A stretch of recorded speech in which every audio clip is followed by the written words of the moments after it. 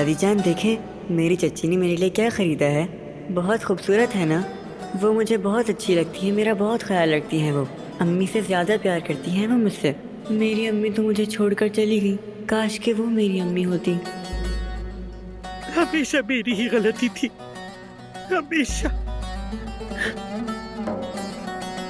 मैंने इन भाइयों को जुदा कर दिया, मैंने उन्हें एक दूसरे के दुश्मन बना दिया। या अल्लाह, मैं इस गुनाह के बोझ से कैसे निकलूंगी? कैसे कैसे तलाफी करूंगी?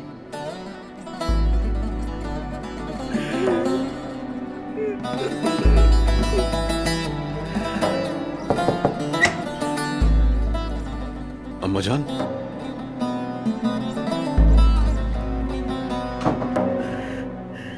कैसी हैं आप?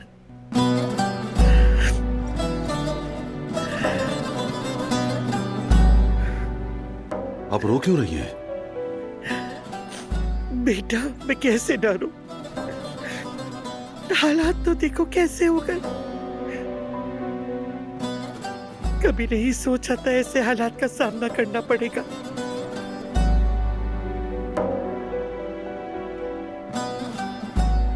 आयतन ने ये गाड़ी तो फराद के लिए ली थी,